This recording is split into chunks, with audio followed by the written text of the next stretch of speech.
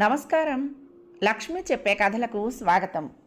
వీణులతో వీక్షించటానికి సిద్ధం కండి.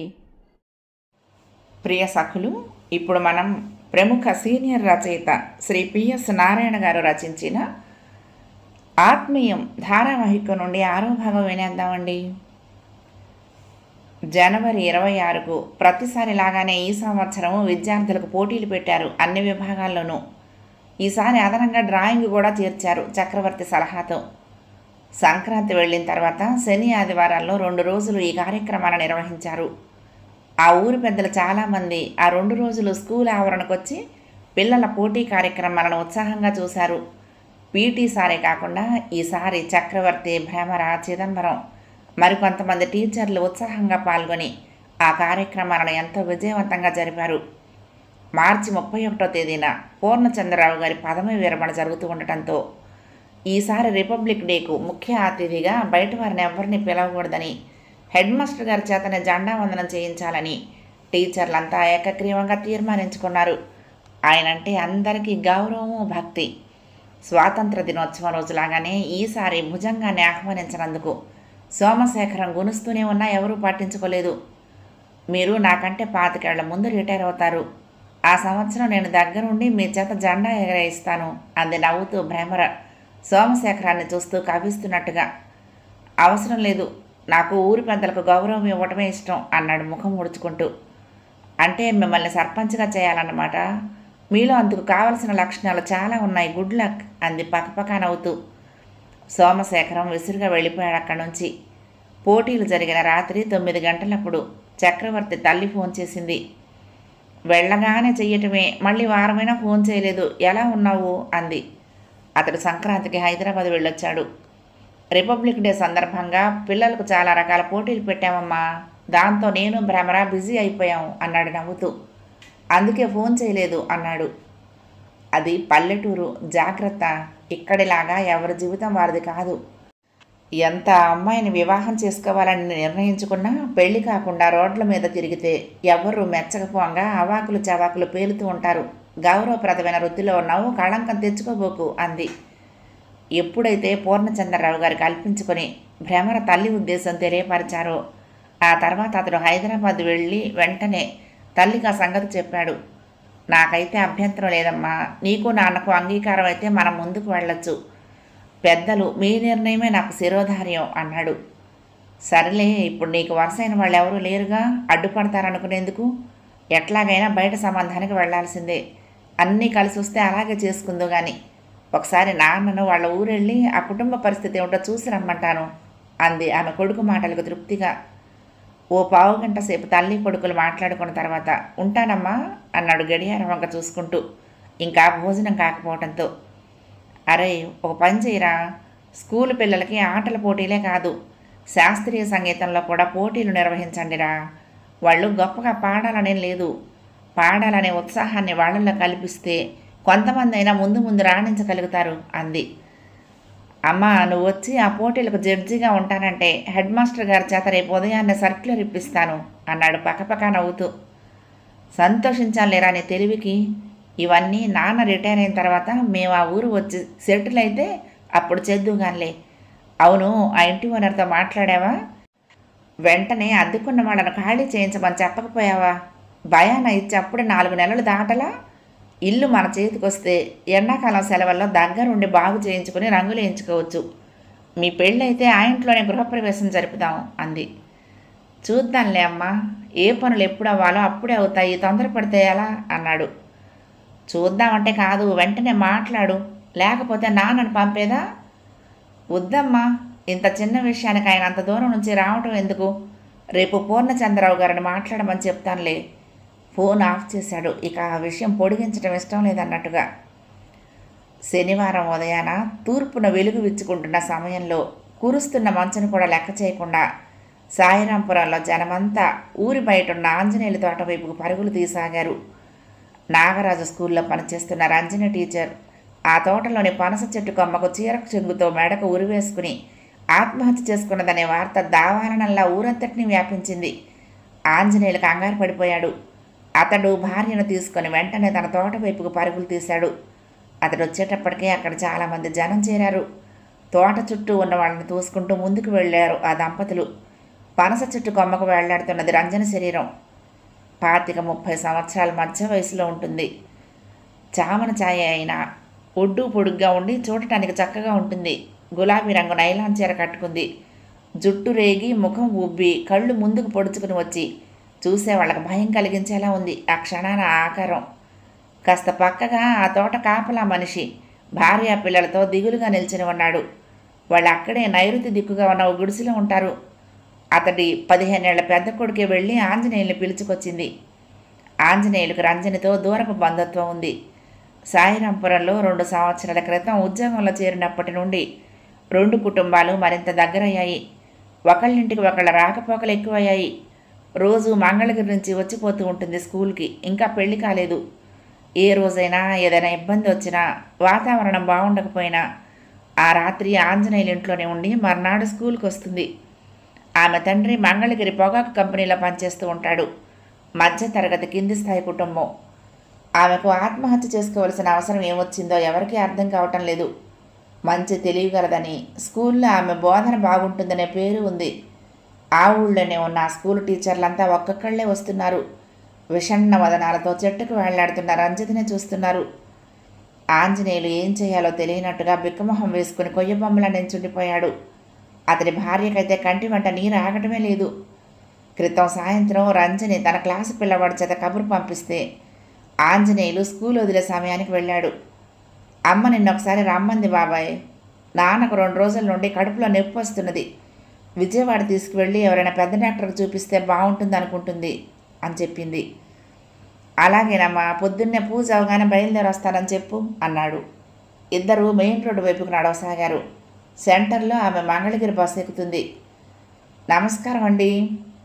మేడ వెనక్కు తిప్పి చూశాడు. ఆ మాట వింటూనే ఎవరా అన్నట్టుగా ఆంజనేయులు. అభివాదం చేసింది సోమశేఖరం.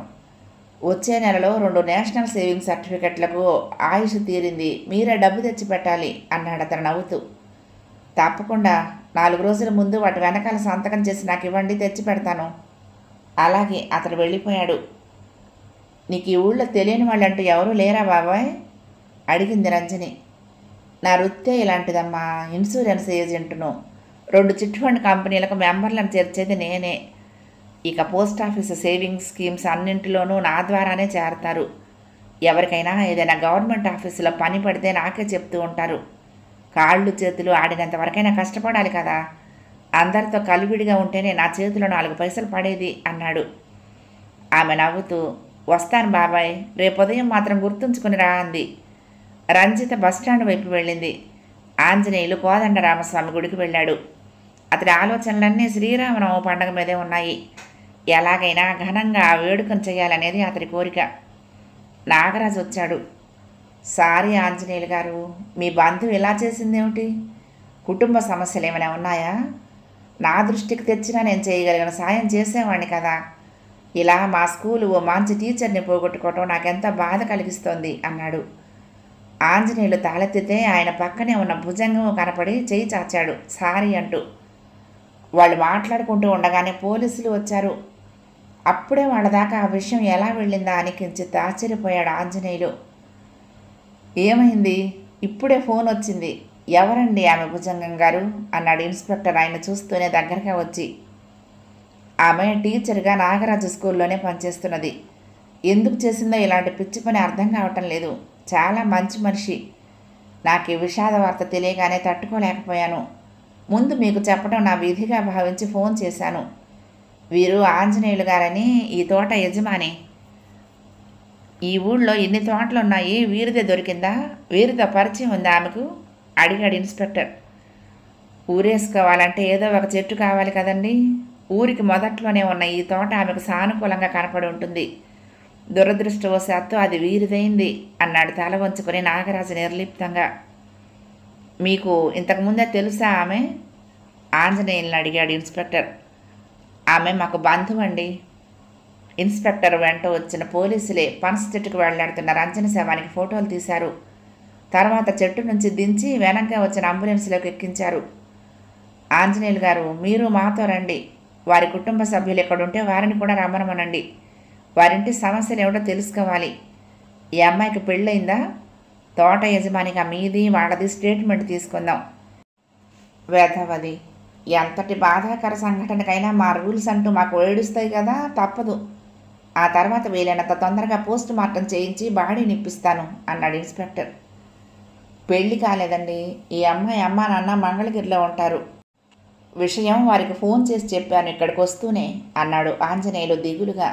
ఈ పాటికి వస్తుండాలి వాళ్ళు. మీ తోటకి కాపలా మనిషి అంటూ ఎవరూ లేరా? ఉన్నాడండి, అక్కడ కర్ర పట్టుకొని నిల్చున్న ముసలతను అతనే. అతన్ని దగ్గరికి పిలిచాడు. తెల్లవారులు మెళుకుతో ఉండి కాపలా కాస్తావా, లేకపోతే గుడిసెలో పడుకొని నిద్రపోవటమేనా? 10ంటికి గేటుకు తాళం వేసి పడుకుంటానయ్యా. మెళుకు వచ్చినప్పుడల్లా లేచి ఓసారి 4 వైపులా చూసి వస్తాను వినయంగా చెప్పాడు. ఆ అమ్మాయి తోటలోకి రావటం గమనించలేదా? లేదయ్యా. ఎన్ని గంటలప్పుడు చూసావా ఆ అమ్మాయి నా స్థితిలో? అయ్యా, నేను రోజు 5ంటికే లేస్తానయ్యా. మోటార్ వేసి నీళ్లు పెట్టేందుకు చెట్లల్లో ట్యూబ్ పడేస్తానయ్యా. అప్పుడు కనపడింది ఆ అమ్మాయి అలా చెట్టుకు వేళ్లాడుతూ. భయం పుట్టి పెద్దగా కేకలు వేయటంతో పక్క తోటల వాళ్ళు పరిగెత్తుకుంటూ వచ్చారయ్యా. నాకేమైందో అనుకుంటూ. ఊరి మొదట్లోనే ఉంది కదయ్యా తోట. ఇళ్లల్లో వాళ్ళు, పొలాలకు వెళ్తున్న వాళ్ళు పరుగు పరుగున వచ్చారయ్యా. మా పెద్దాడిని వెంటనే అయ్యగారికి చెప్పి రమ్మనమని పంపించానయ్యా. అతడి గొంతు తడిసి ఏడుపు కూడా వస్తుంది. సరేలే, ముందు స్టేషన్కు పద. ఆంజనేయులు గారు మీరు పదండి అన్నాడు అతడి చేయి పట్టుకుని జీపు ఎక్కిస్తూ. ఆంజనేయులు కలవరపడ్డాడు అతడి ప్రవర్తనకు. రంజిత శవంతో అంబులెన్సు, దాని వెనక జీపు వెళ్ళిపోవటంతో అక్కడ గుమిగూడిన జనము ఇక ఉండి చేసేందుకు ఏమీ లేదన్నట్టుగా ఒక్కొక్కళ్ళుగా వెళ్ళిపోయారు. మధ్యాహ్నం 12 గంటలయ్యేటప్పటికల్లా సాయిరాంపురంలో మరొక వార్త గుప్పుమంది. ఆ తోట యజమాని ఆంజనేయుల్ని పోలీసులు అరెస్టు చేశారంటూ. సాయిరాంపురం పోలీస్ స్టేషన్ ముందు ఎర్ర మారుతి సుజుకి వచ్చి ఆగింది. అందులో నుంచి లాయర్ విశ్వనాథన్ దిగాడు. అప్పటికే స్టేషన్ ముందు ఆ ఊరి జనం చాలామంది ఉన్నారు. రంజని తల్లిదండ్రులు, తమ్ముడు ఉన్నారు. పూర్ణచంద్రరావు గారు, చక్రవర్తి, భ్రమర కూడా అక్కడే ఉన్నారు. టీచర్ మరణించడంతో ఆ ఊళ్ళోని 2 స్కూళ్లకు ఆ రోజు సెలవు ప్రకటించారు. లాయర్ విశ్వనాథాన్ని చూస్తూనే పూర్ణచంద్రరావు, చక్రవర్తి, భ్రమర కారు దగ్గరకు వచ్చారు. ఆంజనేయుల్ని అరెస్టు చేశారు అనే విషయం తెలియగానే పూర్ణచంద్రరావే విశ్వనాథానికి ఫోన్ చేసి వెంటనే రమ్మనమని చెప్పాడు. ఆ సమయంలో కోర్టులో ఉన్న ఆయన రఘురాంకు, మరో 2 జూనియర్లకు అక్కడ పనులు అప్పచెప్పి వెంటనే బయలుదేరాడు. పూర్ణచంద్రరావు ఆంజనేయుల్ని తోట విషయంలో అంతకుముందే 1-2 సార్లు ఆయన దగ్గరకు తీసుకువెళ్ళాడు. మీరు ఇక్కడే ఉండండి, నాకు ఫోన్లో వివరాలు చెప్పారు కదా, ఇన్స్పెక్టర్ని కలిసి మాట్లాడి ఆయన ఏమంటాడో చూద్దాం. ఆ అమ్మాయి వీరి తోటలో ఊరేసుకున్నంత మాత్రాన ఆయన అరెస్టు చేయాల్సిన అవసరమే ఉంది అంటూ ఆయన స్టేషన్లోకి వెళ్ళాడు. విశ్వనాథం గారిని చూస్తూనే ఇన్స్పెక్టర్ కించిత్ కలవరపడ్డాడు. ఆయన గుంటూరులో పేరు పొందిన లాయరు. ఎక్కువగా క్రిమినల్ కేసులు చూస్తూ ఉంటాడు. ఇక్కడికి ఎందుకు వచ్చాడో అర్థం కాలేదు. ఆయనతో జాగ్రత్తగా మాట్లాడాలి అనుకున్నాడు. నమస్కారం అండి, చాలా దూరం వచ్చారు. ఫోన్ చేస్తే నేనే వచ్చేవాడిని కదా అన్నాడు వినయంగా. ఆంజనేయులు గారిని ఎందుకు అరెస్టు చేశారో తెలుసుకోవాలని వచ్చాను అన్నాడు సూటిగా. తడబడ్డాడు ఇన్స్పెక్టర్. లేదండి, అరెస్టు చేయలేదు. అసలు అలా చెయ్యాలని అనుకోవటం లేదు. వారి తోటలోనే రంజని అనే టీచర్ ఆత్మహత్య చేసుకుంది. ఆ తోట యజమానిగా స్టేట్మెంట్ తీసుకోవాలని నాతో పాటే జీప్లో తీసుకొచ్చాను అన్నాడు. స్టేట్మెంట్ కోసమే తీసుకొచ్చినప్పుడు ఆయన సెల్లో ఎందుకు ఉంచారు? ఇక్కడ బెంచి మీద కూర్చోబెట్టచ్చు కదా అన్నాడు కాస్త పక్కగా ఉన్న సెల్ కటకటాల వెనక తల వంచుకొని నిలబడి ఉన్న ఆంజనేయుల్ని చూస్తూ. ఇన్స్పెక్టర్ మళ్ళీ తడబడ్డాడు. వారిని బెంచ్ మీద కూర్చోమన్నానండి, కానీ 1-2 సార్లు ఇక్కడి నుంచి వెళ్ళిపోవడానికి ప్రయత్నించారు. దాంతో నేను ఇబ్బందుల్లో పడతానేమోనని భయం వేసి సెల్లో ఉంచమన్నాను. Okay, then all right. ఎవరైనా అదే పని చేస్తారులే కానీ వీరెవరు అంటూనే ఇన్స్పెక్టర్ ఎదురుగా కూర్చున్న వ్యక్తి వంక చూశాడు. అది గమనించి వెంటనే, వీరు నాగరాజు గారని చనిపోయిన టీచర్ పనిచేస్తున్నది వీరి స్కూల్లోనే. తొందరగా పోస్ట్ మార్టం చేయించి బాడీనిస్తే వారి స్కూలుకు తీసుకువెళ్ళి విద్యార్థులు, వారి తల్లిదండ్రులు చూసేందుకు వీలుగా అంత్యక్రియలకు ముందు అట్టిపెట్టాలని అనుకుంటున్నారు వారు. ఆమెకు స్కూల్లో టీచర్గా మంచి పేరున్నదట అన్నాడు చిన్నగా. అవునండి, మా స్కూల్లో రంజిత టీచర్ అంటే విద్యార్థులందరికీ ఎంతో అభిమానం. స్కూల్ దగ్గర చేరి అంతా గోల్ చేస్తున్నారు. ఆలస్యమైతే స్కూలును ఎక్కడ ధ్వంసం చేస్తారో అనే భయంతో వీరిని త్వరగా పోస్ట్ మార్టం చేయించి బాడీని ఇప్పించమని సాయం కోరేందుకు వచ్చాను చెప్పాడు నాగరాజు. ఇన్స్పెక్టర్ పెద్దగా కానిస్టేబుల్తో చెప్పాడు.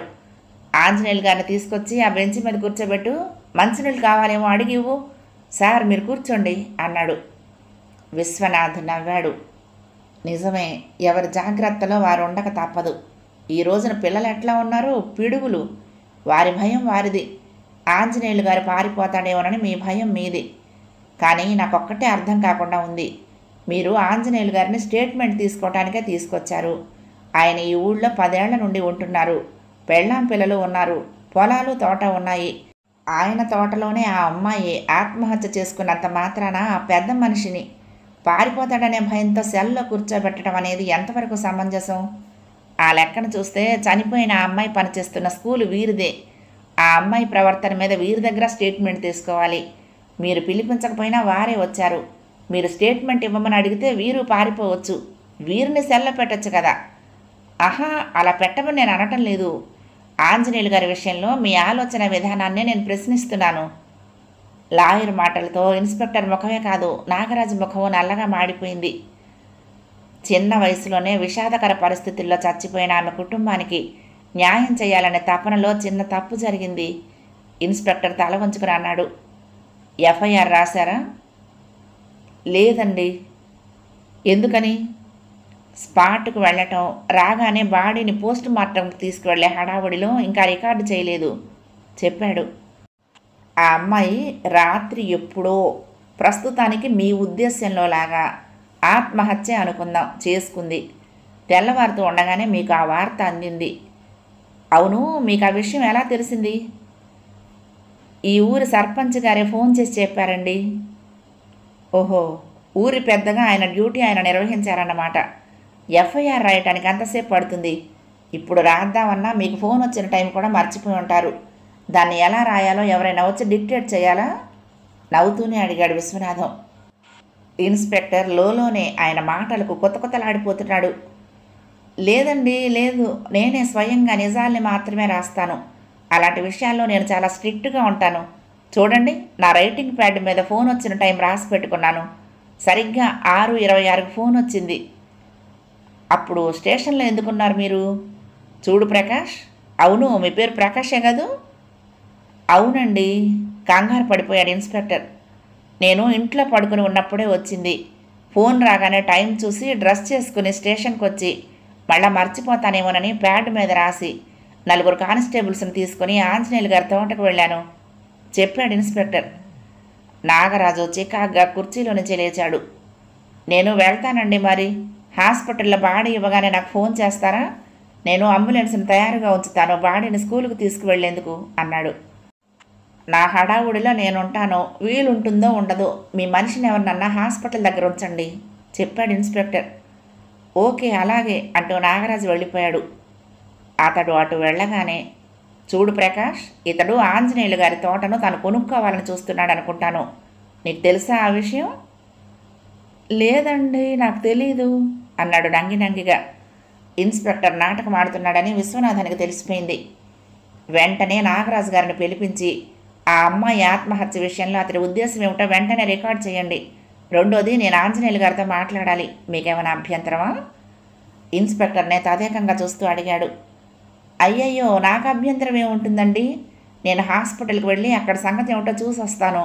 ఈలోగా మీరు మాట్లాడండి ఆంజనేయులు గారితో. అతడు హడావుడిగా వెళ్ళిపోయాడు. కానీ ఆ క్షణాన్ని అతడు ఊహించలేకపోయాడు. సూర్యాస్తమయంలోగా తను ఆ స్టేషన్ నుంచి ఆ జిల్లాలో మారుమూల ఉన్న ఓ చిన్న ఊరికి బదిలీ అవుతాడని, కొత్తగా వచ్చిన ఇన్స్పెక్టర్కి ఛార్జీ వెంటనే ఇవ్వాల్సి వస్తుందని.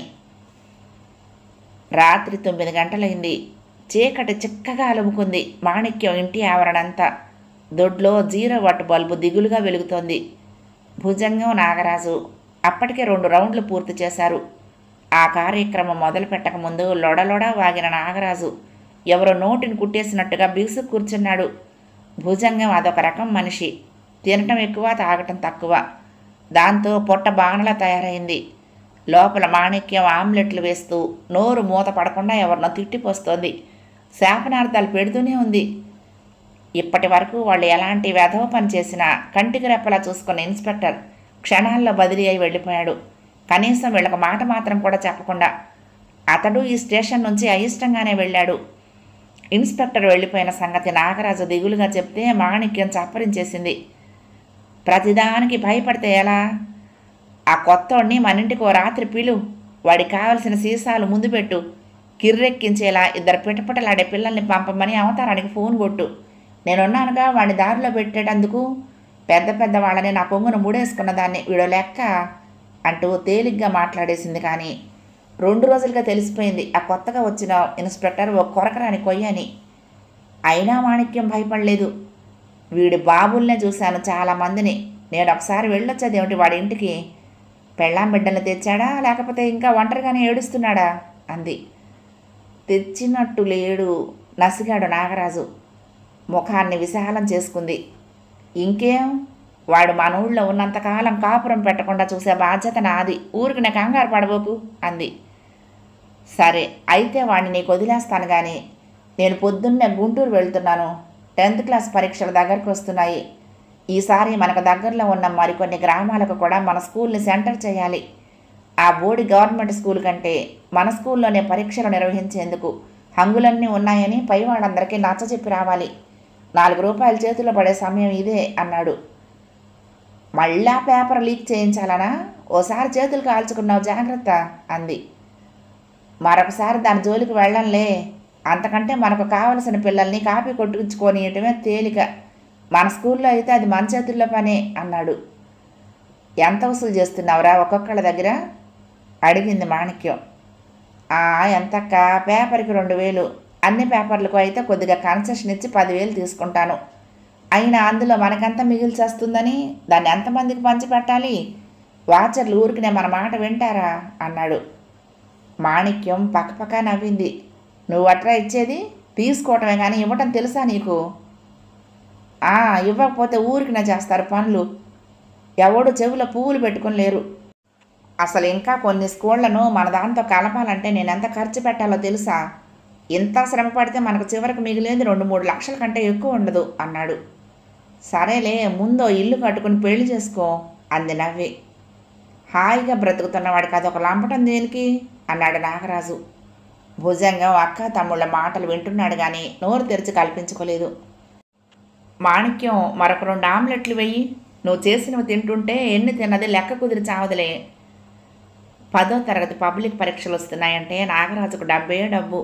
చదువు రాని అడ్డగాడిదల చేత ఇష్టం వచ్చినట్టుగా కాపీ కొట్టించి పాస్ చేయించటం అతడికి వెనతో పెట్టిన విద్య. ఆ విషయంలో ఎవరెవరు తనకు సాయం చేసేది ముందుగానే నిర్ణయించుకుంటాడు. ఆ కార్యక్రమం ప్రతి సంవత్సరం చాలా సాఫీగా జరిగిపోతుంది.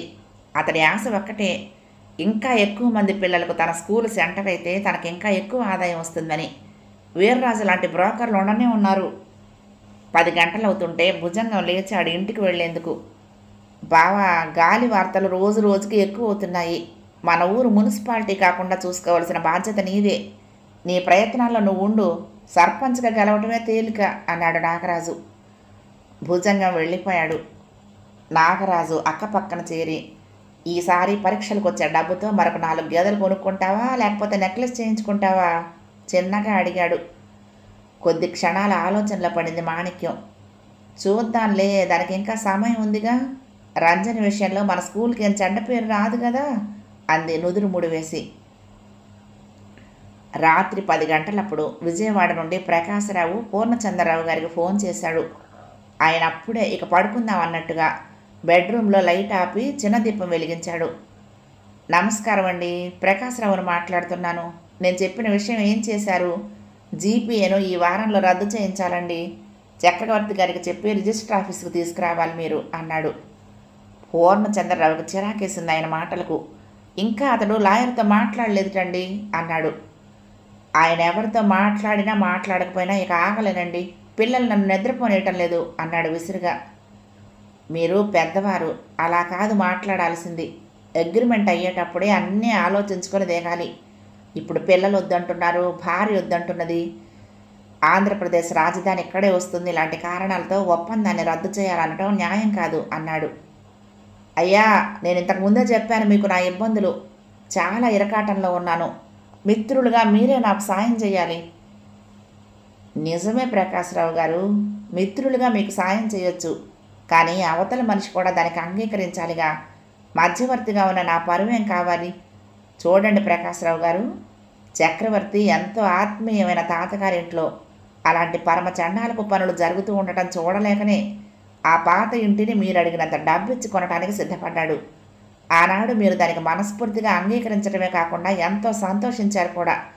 గుర్తుంది కదా? మీరు చెప్పింది నిజమేనండి, నేను కాదనటం లేదు. కానీ పరిస్థితులు మారినప్పుడు ఏం చేయాలి? ఏం మారినాయండి పరిస్థితులు? ఈయన ఆ ఇంటిని కొంటున్నాడని తెలిసి ఊళ్ళో పెద్దలు ఎంతగా సంతోషించారో తెలుసా? ఇప్పుడు మీరు అమ్మను అంటే అందరూ కలిసి కట్టుగా మీ మీద ఒప్పందాన్ని ఉల్లంఘిస్తున్నందుకు దావా వేయాలని చూస్తున్నారు. అలాంటిదే జరిగితే మీరేం చేస్తారో ఆలోచించండి. అన్నిటికన్నా ముఖ్యమైన విషయం, మీరు ఒప్పందాన్ని రద్దు చేయడానికి చెప్తున్న కారణాల్లో ఒక్కటి కోర్టులో నిలబడేది కాదు. అంతకు మించి ఒప్పందం ప్రకారం మీరు ఆ ఇంటిని అద్దెకు తీసుకున్న వారి నుండి ఖాళీ చేయించాలి. ఇంతవరకు మీరు ఆ పని చేయలేకపోయారు. తప్పు మీ వైపే ఉంది అన్నాడు పూర్ణచంద్రరావు. పూర్ణచంద్రరావు గారు, ఆయన ఒక్కసారిగా బోరుమని ఏడవటం మొదలుపెట్టాడు. చక్రవర్తి గారిది తప్పని నేను ఎన్నడూ అనలేదు. ఆ ఇల్లు నేను కొనటం, ఆ తర్వాత నేను దాన్ని అద్దెకివ్వటం అంతా నా కర్మకొచ్చింది. ఆ ఒప్పందం రద్దు కాకపోతే నాకు ఆత్మహత్య తప్ప మరొక దారి లేదు. ఆ మాటతో ఆయన ఎందుకు ఇప్పుడు ఇల్లు అమ్మనంటున్నాడో కారణం తెలుసుకునేందుకు ఇదే అనువైన సమయం అనిపించింది పూర్ణచంద్రరావుకి. అలా ఎప్పుడూ అనకండి. మీరు బాధపడటం నాకు బాధే. తక్కువ రేటుకి ఒప్పందం కుదుర్చుకున్నామని ఇప్పుడు చింతించొద్దు. డబ్బు ఈనాడు వస్తుంది, రేపు పోతుంది. మీరు చెప్పండి, కావాలంటే ఇంకొక 1,00,000 ఆయన చేత ఇప్పిస్తాను అన్నాడు.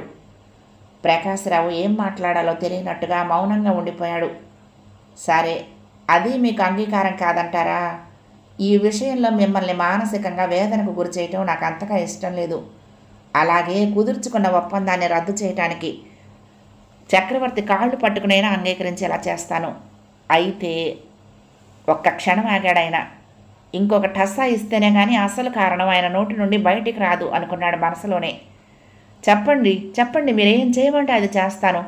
భయానాగా ఇచ్చిన 1,00,000 మీద వడ్డీ కూడా ఇస్తాను అన్నాడు ఆయన త్వరగా. వడ్డీ వద్దులేండి, కానీ ఒక్క పని చెయ్యండి. ఆ ఇంటిని ముందు ఖాళీ చేయించండి చాలు. దానివలన చక్రవర్తి ఎంతగానో తృప్తిపడి మీరు కోరుకున్నట్టుగా ఆ ఒప్పందాన్ని రద్దు చేస్తాడు అన్నాడు.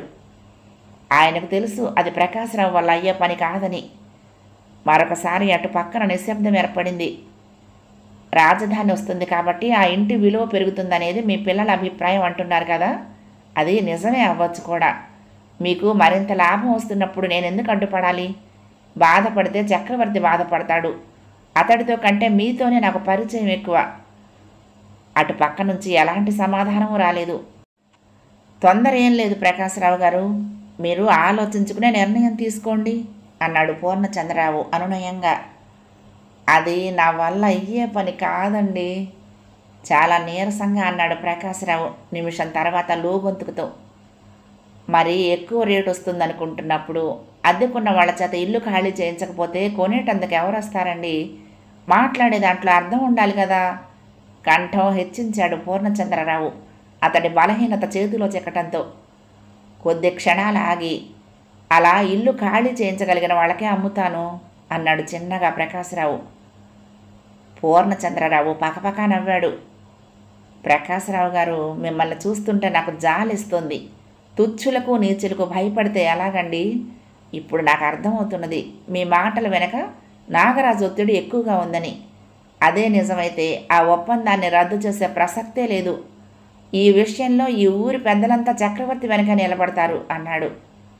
మరొకసారి ఏడుపొచ్చినంత పనైంది ప్రకాశ్రావుకి. ఒకప్పుడు ఆ ఇంటిని నేను కొన్నది 1,00,000కి. అదే మొత్తానికి దాన్ని తనకు దఖలు చేయకపోతే నన్ను నా కుటుంబాన్ని సర్వనాశనం చేస్తానంటున్నాడు వాడు. అందుకే ఇంట్లో వాళ్ళు కూడా రద్దు చేయమని బలవంతం చేస్తున్నది. ఒడిగా చెప్పాడు. ఎవరైనా ఆ మాటలు వింటున్నారేమోనన్నంత భయంగా గొణుగుతూ. మీరు ఎన్నాళ్ళు నాకు ఆ మాట చెప్పకుండా ఏవేవో కబుర్లు చెప్పారు. అలాంటిదుంటే వెంటనే పోలీస్ కంప్లైంట్ ఇవ్వండి. పోనీ చక్రవర్తి చేత ఇప్పించేదా? వద్దండి వద్దు, కంగారు పడిపోయాడు. పోలీసులతో ఆ పని అవుతుందనుకుంటే ఎప్పుడో చేసి ఉండేవాడినండి. నన్ను మన్నించి ఆ ఒప్పందం రద్దు చేయించండి. వారి డబ్బు వారికి ఇచ్చేస్తాను. దయతో నాకు ఈ నిద్రలేని రాత్రుల్ని దూరం చెయ్యండి. మీ మేలు జీవితంలో మర్చిపోలేను. ప్రకాశరావు మరొక మాట మాట్లాడకుండా ఫోన్ ఆఫ్ చేసేశాడు. 6వ భాగం సమాప్తం. ప్రియ సఖులు, ఈ కథ మీకు నచ్చితే తప్పకుండా లైక్ చేయండి, షేర్ చేయండి, కామెంట్ చేయండి, సబ్స్క్రైబ్ చేసుకుని నన్ను ఎంకరేజ్ చేయండి. ఉంటానండి. ప్రేమతో లక్ష్మి, కృష్ణాతీరం దుర్గమ్మ సన్నిధానం. నమస్తే.